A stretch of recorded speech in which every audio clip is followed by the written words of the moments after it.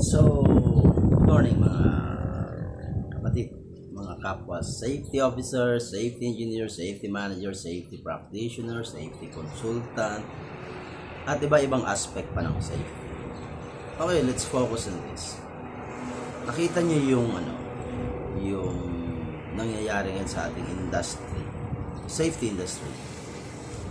Doon po sa nagsasabi na okay na yung 18K na sahod, starting, I think it's not worth sa kagaya nating mga nagtatrabaho sa isang professional safety. Bakit? Kasi tayo yung advanced thinker sa isang project, sa isang activity, sa lahat. Before the project starts, meron tayong tinatawag na CSHP, diba? Instruction, Health and Safety Program, which is prepare po yan ng mga safety. Isasubmit mo yan sa DOLE, kailangan mo pa ng approval before the project proceed. Yung iba na bypass habang inaantay, nagtatrabaho na. Yung iba naman nakapag-start na ng project, tsaka lang sila nagsasabit ng CSHP program, CHSP. Diba parang mali? Now, here is the question. Madali na lang yung BOSH, yung POSH na trainings na kukuha. Bayad ka, tanong training, 5 days, that's it. Then you can be SO2, SO3. Pero, di ba?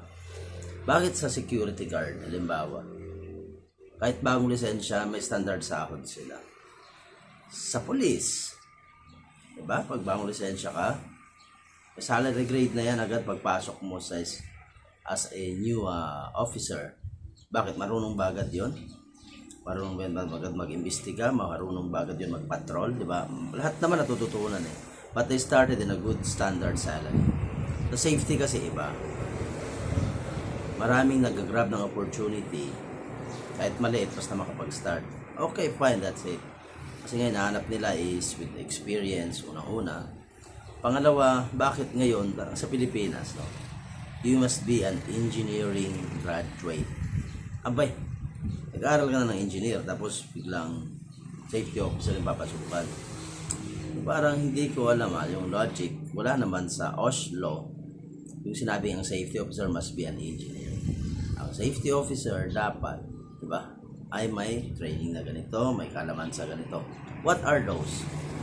Marunong ka rin naman siguro mag-job hazard analysis or yung GHA. Marunong ka rin gumawa ng risk assessment. Okay? Or yung, di ba may training na ngayon na HIRAC, Hazard Identification and Risk Assessment. Ano ba yung scene? Hindi ko na matandaan. Diba? May ganun eh. So what if tayong mga safety na nasa Pilipinas would build one team, one group, can be registered in SEC. Yan pwede tayong lumapit sa mga kongresista natin.